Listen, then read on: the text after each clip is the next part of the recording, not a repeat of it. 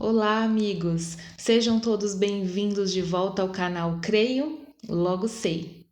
Hoje é domingo e vamos fazer um estudo bíblico. Vamos estudar o Salmo 42. Antes da gente prosseguir, peço a você, se ainda não é inscrito no nosso canal, se inscreva, ative o sininho para receber as notificações, deixe o seu like para esse vídeo e nos siga nas redes sociais, no Instagram e no Facebook. É muito importante para nós. Muito obrigada.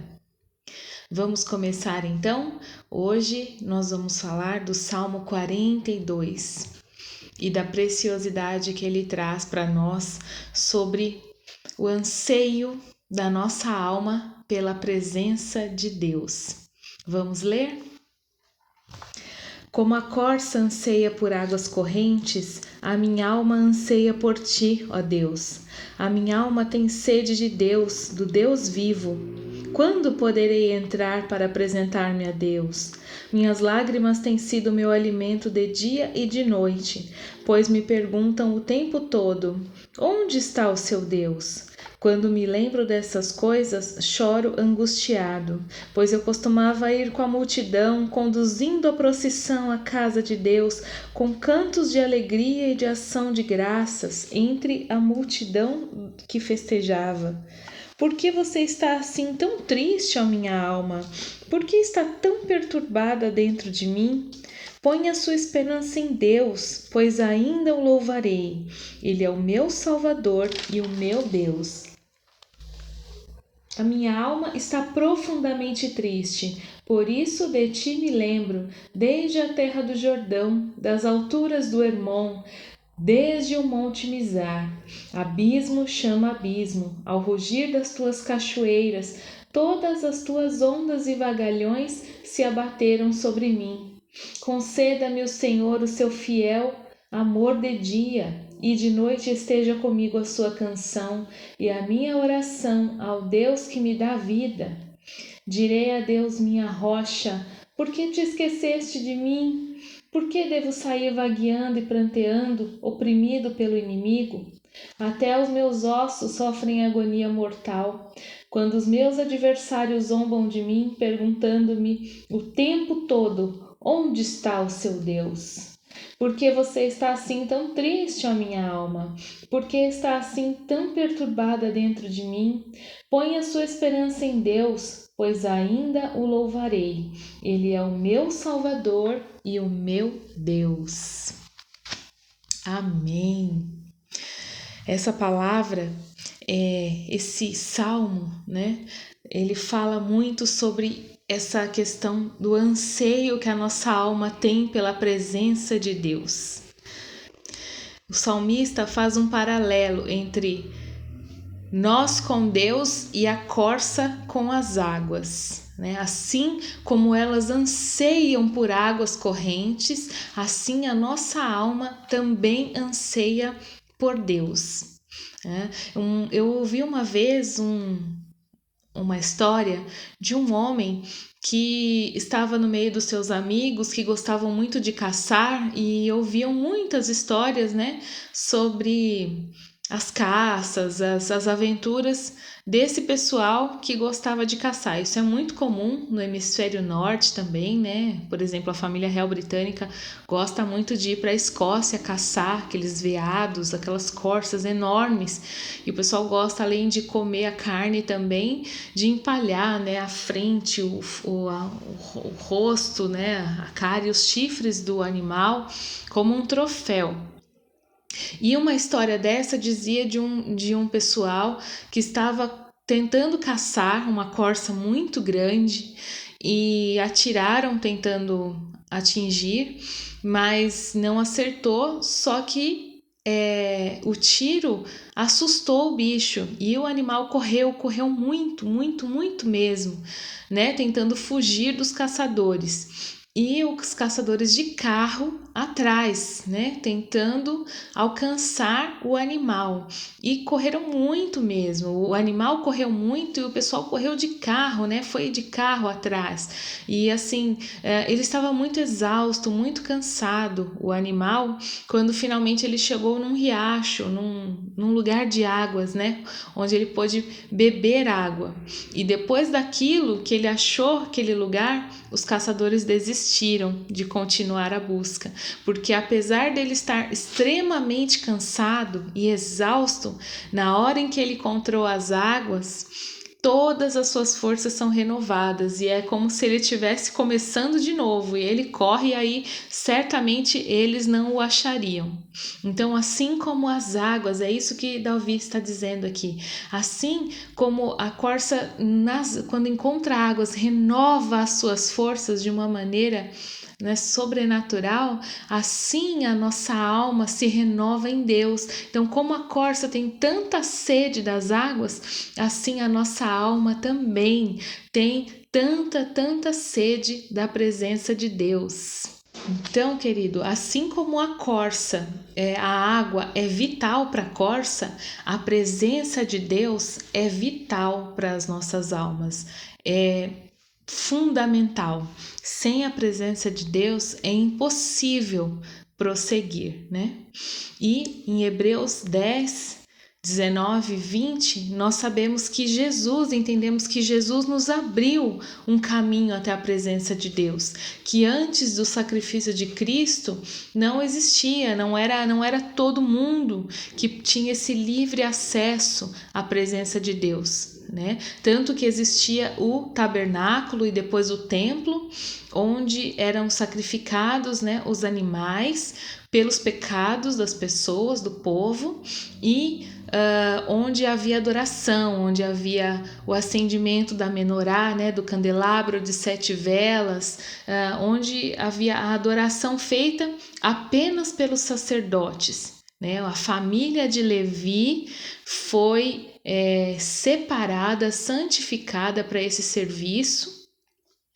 E além da família dentro da família de Levi, ainda existiam os Cohen, os Kohanim, que são os sacerdotes. Cohen em hebraico é sacerdote. Então, a família de Levi, a tribo de Levi foi separada para o serviço a Deus, e dentro dessa família ainda tinha um grupo, né, que veio de Arão, que eram os sacerdotes, né? Então, só essa pessoa, só o sumo sacerdote, o Cohen Gadol, que eles chamavam, poderia entrar uma vez por ano no templo, né? Dentro do lugar santíssimo, diante da Arca da Aliança, e ali pedir a expiação dos pecados do povo, né? E essa pessoa precisava estar totalmente preparada, sem pecado, irrepreensível, totalmente preparada para aquela situação, e era um só por ano. E quando Jesus morreu na cruz por nós, a palavra diz que o véu que separava o lugar santo do Santíssimo se rasgou de alto a baixo. Ele diz que era um véu muito grosso e muito pesado. Há quem diga que ele poderia pesar até mais de tonelada. E ele se rasgou de alto a baixo. E isso foi aquela prova, aquela evidência que a partir da morte de Jesus, todos nós, todos que tivessem a Cristo, que recebessem a Cristo, a partir dali teriam livre acesso à presença de Deus. Vamos ler Hebreus 10, 19 e 20. Portanto, irmãos, temos plena confiança para entrar no lugar santíssimo pelo sangue de Jesus, por um novo e vivo caminho que ele nos abriu por meio do véu, isto é, do seu corpo. Amém. Então, querido, o texto diz exatamente isso que a gente falou, né? Jesus abriu um novo e vivo caminho para a presença de Deus, um acesso livre, é o que nós temos hoje, livre acesso à presença de Deus por meio do corpo, do sacrifício do Senhor Jesus. Ele foi o sumo sacrifício, o maior de todos os sacrifícios, o suficiente. Não existe mais, não é necessário mais sacrifício depois que Jesus Cristo foi crucificado na cruz do Calvário. Isso é até interessante, porque isso ficou óbvio que depois que Jesus morreu e ressuscitou e ascendeu aos céus, no ano 70, os romanos vieram e destruíram Jerusalém e destruíram o templo. E até hoje o templo não existe, né? Nesse momento o templo ainda não existe. São 2000 anos sem templo, sem sacrifício, onde os judeus adoram nas sinagogas, mas não podem fazer todos aqueles rituais que era pela lei somente no tabernáculo ou no templo. Por quê, querido? Por quê? Porque Jesus já foi o sumo sacrifício, o grande sacrifício.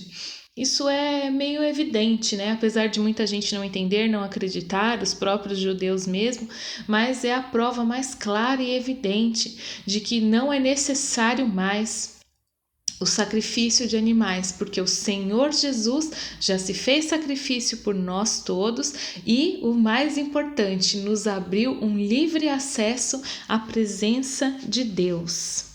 E é na presença de Deus onde nós somos renovados. É a presença de Deus que é capaz de fazer tudo aquilo que nós não podemos fazer. É na presença de Deus que o Espírito Santo passa a agir. É na presença de Deus onde os nossos pecados são perdoados. Quando nós estamos na presença de Deus, né, com um coração sincero diante de Deus, tudo ali pode acontecer. Os nossos pecados são perdoados, as nossas culpas são levadas, são retiradas de nós. O amor, né, não se esfria, ao contrário, quanto mais você mantém a sua comunhão com Deus, quanto mais você está na presença de Deus, mais o amor está quente dentro de você e o fogo do Espírito está aceso dentro de você. A palavra diz, né, para não extinguirmos, não apagarmos o Espírito Santo. É como uma brasa mesmo, né, como um fogo que você precisa alimentar constantemente, porque senão uma hora, se você deixa de alimentar, o que acontece quando você está numa churrasqueira, né? Se você deixa de alimentar quando você terminou a sua carne, aquele fogo vai apagar. Então a mesma coisa é o fogo do Espírito em nós. Quando nós estamos constantemente na presença de Deus, nós estamos colocando lenha nesse fogo, óleo nesse fogo para ele continuar, para a presença do Espírito Santo continuar em nós, né? É na presença de Deus onde acontece também a nossa total rendição, a entrega das nossas forças, né? A entrega do nosso entendimento. Nós nos esvaziamos, nós deixamos o nosso entendimento de lado para receber de Deus coisas em mistério, coisas que nós não entendemos, coisas que nós não compreendemos ainda, mas sabemos e confiamos que é o Senhor fazendo, né?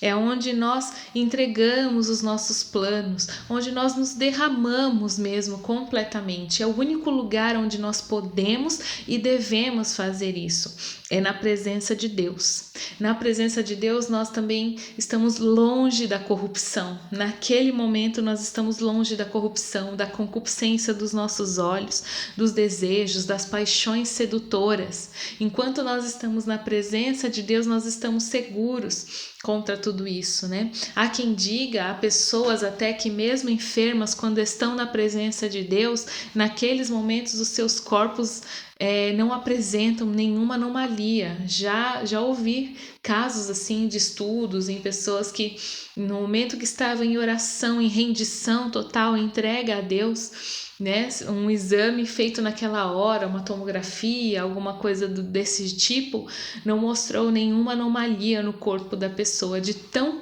forte, de tão incrível, de tão sobrenatural que é estar na presença de Deus, que é nós, meros humanos, estarmos na presença de Deus. Mas aí, querido, tem a parte mais complicada, que não é só estar na presença de Deus, mas é permanecer na presença de Deus. É lógico que quando você está nos seus períodos de oração, ali você está na presença de Deus, mas quando nós saímos do nosso secreto, do nosso tempo a sós com Deus, da nossa intimidade com Deus, nós precisamos permanecer na presença de Deus, ter consciência, sabe? Lembrança, não esquecer que o Senhor está com a gente, que nós estamos na presença dele, que Ele está nos guiando em tudo que nós estamos fazendo, por onde nós estamos andando, né? Então, tão importante quanto estar é permanecer na presença de Deus. Isso é necessário para nós mantermos o nosso dia a dia, a nossa vida com Deus, a nossa comunhão com o Espírito Santo. Né? Não adianta simplesmente ser cheio do Espírito, ser batizado no Espírito, receber o Espírito Santo quando cremos em Jesus, né? Cada um acredita de um jeito aí, entre pentecostais e tradicionais, mas eu creio que o que faz realmente o Espírito Santo agir em nós é esse dia a dia, essa trajetória. É como escovar os dentes, como beber água, uma coisa que não adianta você fazer um dia só, você tem que fazer todos os dias, como comer, né? Para você se manter em pé, você tem que comer. Não adianta você comer tudo de uma vez e ficar um ano sem comer, isso não existe. A pessoa morre se ela faz isso. Então, a mesma coisa, é necessário permanecer na presença de Deus para que o Espírito Santo de Deus, né, continue a nos encher, a nos acompanhar, a reinar dentro de nós, a transbordar o nosso cálice, a transbordar seus rios de água viva, a fluir dentro de nós e também atingir aos outros, né, a ponto de transbordar de nós para os que estão à nossa volta, né? Como o próprio salmista Davi também diz lá no Salmo 63:10, a graça de Deus é melhor do que a vida. Isso é muito sério, né? Havia tempos em que eu não tinha coragem de falar essa frase, mas ela é a realidade. A graça de Deus nos é melhor do que a própria vida. Quer dizer, não vale a pena viver essa vida sem a graça de Deus, privado da graça de Deus. Não vale a pena. A gente costuma falar, né? Sem Jesus é difícil, com Jesus é difícil, sem Jesus é impossível. Então, assim, esse apego nosso que temos o Senhor dentro de nós, ele faz com que a gente entenda isso. Não, sem a graça é impossível viver. Senhor, se não for para viver sem a tua graça, eu não quero mais viver. Ou seja, a vida sem Jesus não tem nenhum sentido, né? Essa é que é a realidade. Jesus é o sentido, Jesus é o motivo, Jesus é a razão, Jesus é tudo, né? E aí a gente vê nesse salmo que o salmista, né, que o rei Davi começa falando isso, essa comparação, Deus, como a corça precisa das águas para se renovar, para viver, para continuar firme, viva. Nós precisamos de ti, eu preciso de ti, a minha alma tem sede de ti, a minha alma tem sede do Deus vivo. E aí nos versículos abaixo a gente vê que ele estava triste porque ele estava longe da presença de Deus, ele entendeu, por algum motivo ele estava longe da presença de Deus e aquilo se abateu sobre ele. Poxa, como eu gostava de andar em procissão e festa, de fazer festa e andar para a casa de Deus com os meus irmãos e com ações de graça. Alguma coisa aconteceu aqui que ele estava triste, não é verdade? Há uma correção, acredito que esse salmo não é de Davi, um poema dos coraitas. Depois eu vou pesquisar e trago para vocês, se é possível descobrir quem foi que fez esse salmo. Mas essa pessoa aqui sabia que ela estava longe, ela tinha consciência de que ela estava longe de Deus, né? E isso lhe trazia tristeza, aflição. No verso 9 e 10, então, ele fala assim, direi a Deus minha rocha, por que te esqueceste de mim? Por que devo sair vagueando e pranteando, oprimido pelo inimigo? Até os meus ossos sofrem agonia mortal, quando os meus adversários zombam de mim, perguntando-me o tempo todo, onde está o seu Deus? Quer dizer, até o nosso corpo sente falta quando nós estamos longe de Deus. Isso é verdade. Às vezes a gente está doente, querido, porque estamos longe da presença de Deus. Não é impossível, não. Eu acredito sim que a tristeza abatida de uma alma desviada, de uma alma que está assim desanimada e por isso está longe de Deus, o corpo sente, né? Tem muitas doenças aí que dizem que são doenças da alma, que elas começam lá no íntimo da gente, lá na nossa alma e extravasam para o corpo. E sem dúvida nenhuma, a falta do Senhor é uma dessas, né?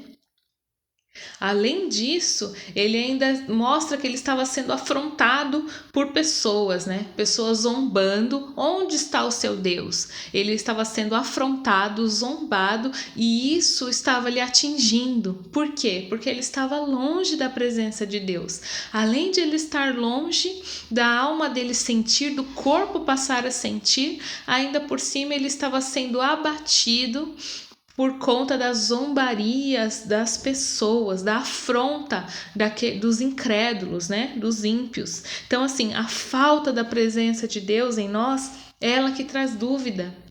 Muitas vezes a incredulidade, é normal a gente se sentir muitas vezes abatido, as dúvidas virem, a incredulidade, mas quanto mais a gente se afasta do Senhor, da presença de Deus, mais a dúvida, né, a incredulidade vai tomando lugar dentro de nós. Então, assim, o que a falta da presença de Deus faz? Ela traz mesmo a dúvida, a incredulidade. E não só isso, ela traz a tristeza, traz o abatimento. Uma coisa chama a outra, como no versículo 7, um abismo chama outro abismo.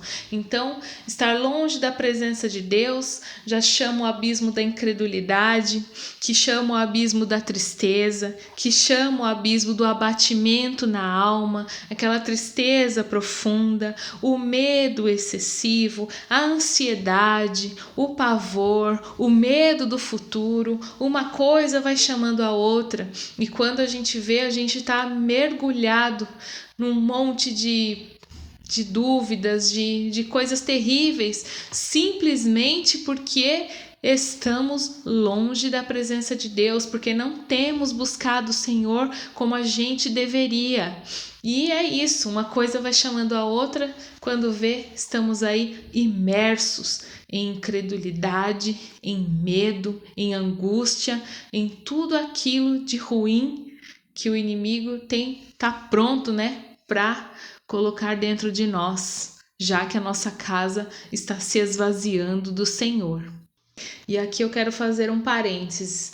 Toda vez que uma montanha de problemas, que alguém ou alguma coisa dentro de você disser que parece que Deus te abandonou, que Deus não está se importando com seus problemas, que Deus não está te ouvindo,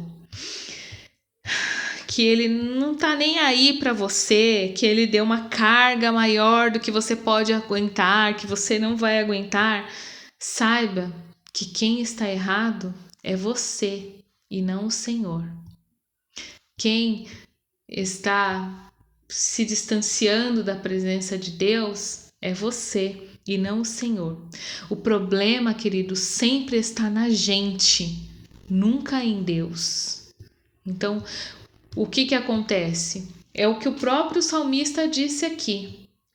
Quanto mais longe da presença de Deus nós estamos, mais abatimento, mais dúvida, mais zombaria, mais afronta, mais doenças vêm para nós. Então, a gente tem que ter isso em mente sempre.